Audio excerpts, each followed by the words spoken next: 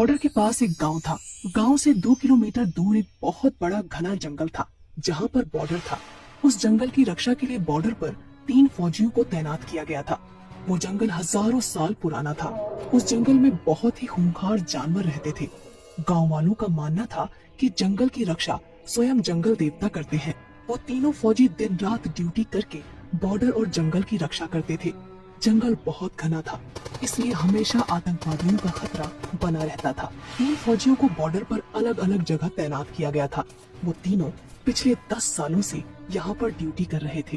तीनों फौजियों की देशभक्ति और जंगल की रक्षा देखकर वन देवता बहुत प्रसन्न हो जाते हैं और एक दिन वन देवता अपनी वन देवी से कहते हैं, देवी, ये तीनों फौजी पिछले 10 सालों से हमारे जंगल की रक्षा कर रहे हैं। मैं इनकी कर्तव्य निष्ठा देखकर बहुत प्रसन्न हूँ और उन्हें कुछ वरदान देना चाहता हूँ। तब वन देवी कहती है, हे नाथ, आप बिल्कुल सही कह रहे हैं। तीनों फौजियों को वरदान जरूर मिलना चाहिए। वन देवता कहते हैं, तो फिर ठीक है देवी, मैं आज ही उन तीनों फौजियों से उनकी इच्छा पूछता हूँ और उन्हें इच्छा अनुसार वरदान देता हूँ। इतना कहकर वन देवता वहाँ से गायब हो जाते हैं और पहले वाले फौजी के पास पहुँच जाते हैं। वो पहला फौजी अचानक से वन देवता को देखकर आश्चर्यचकित हो जाता है और कोई जादुई भूत समझकर अपनी बंदूक से वन देवता को गोली मार देता है। लेकिन उसकी गोली से वन देवता को कुछ नहीं होता और वन देवता कहते हैं, रुको फौजी, मैं वन देवता हूँ। फौजी डरते हुए कहता है, प्रणाम देवता, मैंने आपको पहचाना नहीं, मुझे माफ कर दीजिए। तब वन देवता कहते हैं, कोई बात नहीं फौजी, तुम पिछले 10 सालों से लगातार इस जंगल की रक्षा कर रहे हो। मैं तुम्हारी कर्तव्य निष्ठा से बहुत प्रसन्न हूँ और तुम्हें एक वरदान देना चाहता हूँ। इतना सुनकर वो फौजी बहुत प्रसन्न होता है, लेकिन फिर वो सोच में पड़ जाता है कि वन देवता से क्या वरदान मांगूं। मुझे सोना चांदी मांगना चाहिए, लेकिन भला मैं सोना चांदी का करूँगा क्या? वैसे भी मेरी उम्र रिटायरमेंट होने को है। तब वन देवता कहते हैं, क्या सोच रहे हो फौजी? तुम जो भी वरदान मांगोगे मैं तुम्हारी इच्छा अवश्य पूरी करूंगा। तब वो फौजी कहता है, वन देवता, मैं सोच रहा हूँ क्या वरदान मांगू। तब वन देवता कहते हैं, मुझे कोई जल्दी नहीं है, तुम चाहो तो अच्छी तरह से सोचकर वरदान मांग सकते हो। तब तक के लिए मैं चलता हूँ। इतना कहकर वन देवता अंतर ध्यान हो जाते हैं। वन देवता के जाते ही वो फौजी लगातार सोच में पड़ जाता है कि उसे क्या वरदान मांगना चाहिए। वो अपने मन में सोचता है, मेरे पास भगवान का दिया हुआ सब कुछ है। एक अच्छी बीवी है, 2 बाल बच्चे हैं और सभी की जिंदगी खुशी खुशी गुजर रही है। मुझे अपने देश की रक्षा के लिए कुछ मांगना चाहिए। वो पहला फौजी काफी देर तक सोच विचार करने के बाद वन देवता को पुकारता है। वन देवता तुरंत वहाँ प्रकट हो जाते हैं। बोलो फौजी, तुम्हें क्या वरदान चाहिए? तब वो फौजी कहता है, वन देवता जी, मेरे पास सब कुछ है, लेकिन आप मुझे एक जादुई बंदूक प्रदान करें।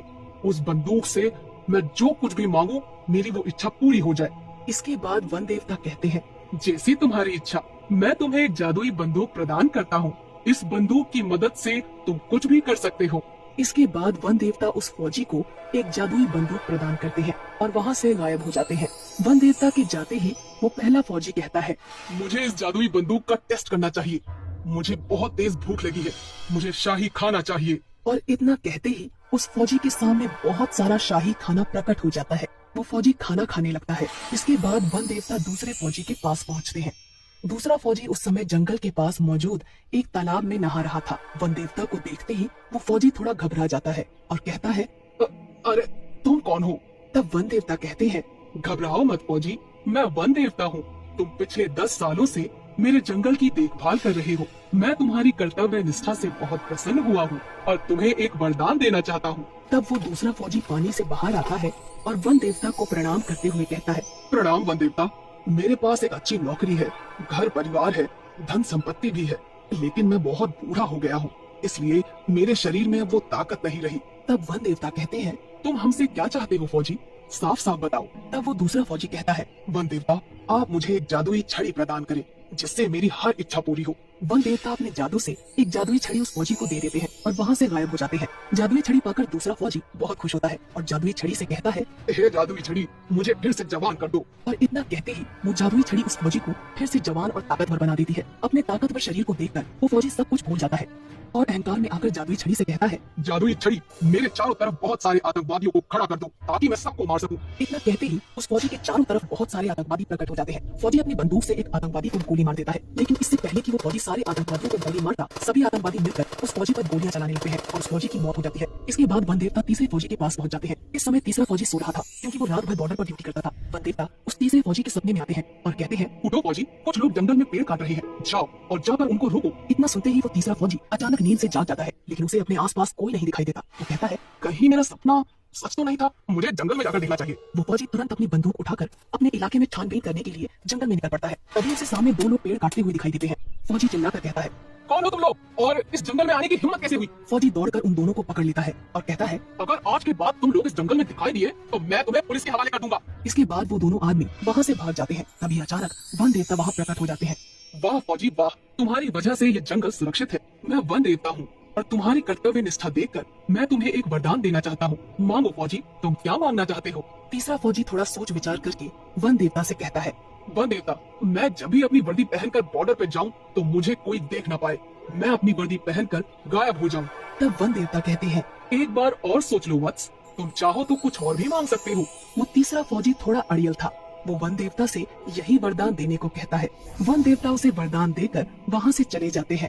अब वो फौजी जैसे ही अपनी वर्दी पहनता था, वो किसी को दिखाई नहीं देता था। तभी जंगल में वहाँ आतंकवादी आ जाते हैं, जो दूसरे फौजी ने जादुई छड़ी की मदद से प्रकट किए थे, और फौजी उन्हें देख लेता है। पर वो फौजी किसी को दिखाई नहीं देता क्योंकि उसने अपनी वर्दी पहन रखी थी।